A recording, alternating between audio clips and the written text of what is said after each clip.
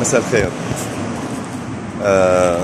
ردا على قرار بيان للحكومة السورية الجديدة المؤقتة لتسيير الأعمال بسوريا، حكومتنا طبعا يعني، بأنه السماح للأخوة المصريين والسودانيين والأردنيين بالدخول إلى الأراضي السورية.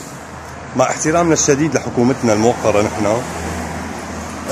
أنا بظن أنه الأخوات الأردنيين لازم يتعدل موضوع دخولهم إلى سوريا، مو عنصريا لا والله، بس نحن سبق وحكينا بمقطع ماضي، مقطع سابق، انه التعامل بالمثل يعني نحن ما بدنا اكثر من هيك، انه تعاملوا الناس اللي كانت عم تعاملنا بالمثل.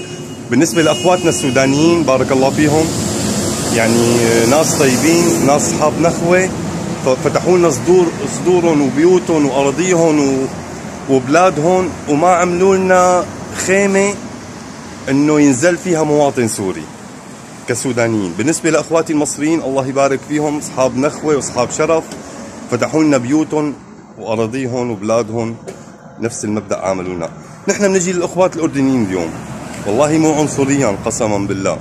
هلا في بعض الناس اللي هي ذوي العقل المحدود والتفكير المحدود، يعني اللي ما اللي تفكيرها واستيعابها بسيط، رح يفهموا المقطع غلط. نجي للاردن نحن اليوم، انت كدوله شقيقه ودوله جاره، يعني انت على حدود سوريا، من المفروض منك انت قبل مصر والسودان انه انت اللي تبادري بموضوع المخيمات والخيم واللاجئين، وما تعملي لهم مخيمات. فيعني نحن كسوريين والله بصراحه ما شفنا التعامل الطيب كدخول السوري لمصر بازمتنا بخلال ال 14 سنه. كمواطن سوري بده يفوت للاراضي الاردنيه، والله ما شفنا طيب بالتعامل من الحكومه الاردنيه، مع احترامي للشرفاء الاردنيين الشعب. انا كشعب على عيني وراسي، في ناس محترمه، ناس بتنحط على الجرح تشفيه، ناس وطنيين عروبتهم ما بنشكك فيها. نحن عم نحكي كحكومه، كقرار حكومه بخص الحكومه. انت يا اردن يوم اللي كنا بازمتنا نحن كنتي عم تعاملينا كانه نحن يهود، دواعش كشعب سوري. يعني انت ما فصلتي ما بين الشعب السوري انه هذا منيح وهذا عاطل، هذا داعشي وهذا مواطن ما له علاقه. انت عاملتينا كلنا على مبدا واحد، ما فصلتي بين الشعب السوري انه والله هدول دواعش ما بيصيروا يفوتوا، هدول شعب مسكين مثلا هربان من الطاغيه بشار الاسد. فنحن انا باسمي واسم 80 او 90% من السوريين بحكم المحيط تبعي السوري اللي بسمع منهم، انا عم بنقل رساله، وهي انا على راسهم، يعني كلامي انا، عشان ما تفكروا اني عم حط كلامي بجهه معينه او الصق اتهم لجهه معينه واتبرأ من الموضوع، لا انا على راس الموضوع. فبتمنى من الحكومه السوريه الجديده انا انه تعدل هالقرار، لانه سبق وقلت انا انه التعامل بالمثل، ما بدنا لا اكثر ولا اقل. نحن ما لنا طالبين شيء، الناس كيف عاملتنا عاملوها يا اخي. انا كمواطن سوري اليوم من حقي كل كرامه ببلدي، وحكومتي جديده تعمل لي كرامه ما بين الامم والمجتمعات والبشر. انا من حقي اليوم. انت كيف عاملتني بخلال ازمتي؟ انا لولا الطاغيه بشار الاسد ما بضطر اطلع من بلدي، مع احترامي للشعوب اللي استقبلتنا وفتحت صدرها إلنا. كلامي محدود وواضح، ومع احترامي للشعب الاردني الطاهر الشريف. انا عم بحكي كحكومات. انا اليوم بيتطلب من حكومتي التعامل بالمثل لاخذ ما يسمى حقنا نحن كشعب سوري، ورد كرامتنا نحن كشعب سوري.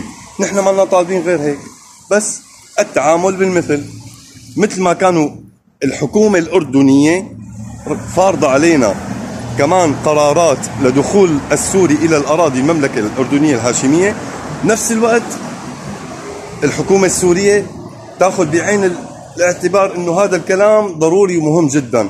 يعني نحن إذا قلنا كرامة عندكم كشعب، نحن أنا بالنسبة لي مآمن فيكم أنه أنتم اليوم اللي قايدين البلد بسوريا، وأنتم اللي عم تسيروا الأعمال، ونحن بنرفع راسنا فيكم إن شاء الله. ربي يوفقكم لما فيه خير البلاد والعباد. فأنا بتمنى من قلبي أنه تعدلوا هالقرار. كسوداني ومصري على عيننا وراسنا من فوق، كأردني يا أخي مثل ما عاملونا عاملوهم، ما فيها شيء. وما حدا يطلع يقول لي هلا أنا يمكن يجيني تعليقات هلا انه انا مواطن اردني ما لي علاقه. انا ما عم بحكي عليك كمواطن، حتى انا مواطن سوري، لكن دولتك ما عاملتني كما يجب، ما عاملتني كما هو معترف عليه اخلاقيا، خلينا نقول اقل شيء نحن ما عاملتني هيك. فانت اليوم لما بدك تخاطبني وتعلق لي بهالموضوع تقول لي انا شعب ما لي علاقه، روح قول لحكومتك ولوزرائك ورئيس وزرائك ولملكك هالكلام، انه نحن شعب ما دخلنا وانا ما لي علاقه. انا اليوم بلا مؤاخذه بلدي مو مفتوحه بحري، سبق قلنا هذا الكلام وبعاوده وبكرره، مو عنصريا والله مو عنصريا، لكن التعامل بالمثل، لا حدا يزعل منا، لا حدا يزعل يا اخي ابدا. انا كمواطن سوري اليوم الي قيمتي على الارض، الي قيمتي. قد يجوز المخلوع بشار الاسد الله لا يرده كان مهمشني بعض الشيء ما بين الشعوب والامم، انا اليوم الحمد لله ربي خلصني منه، ربي رد لي كرامتي الحمد لله رب العالمين، ورجعت كرامتنا الحمد لله. نحن كرامتنا من قبل، لكن هو بسبب الطاغية الكلب كنا مضطهدين ما بين الشعوب، الا الشعوب اللي هي فعلا عندها عروبة وبتعرف شو معنات الاخ العربي والوحدة العربية، هي اللي فعلا استقبلتنا وفتحت لنا صدورها. فبتمنى من المشاهدين نشر المقطع وإعادة نشره على أعلى مستوى ليوصل كلامي للحكومة السورية، ويسعد مساكم.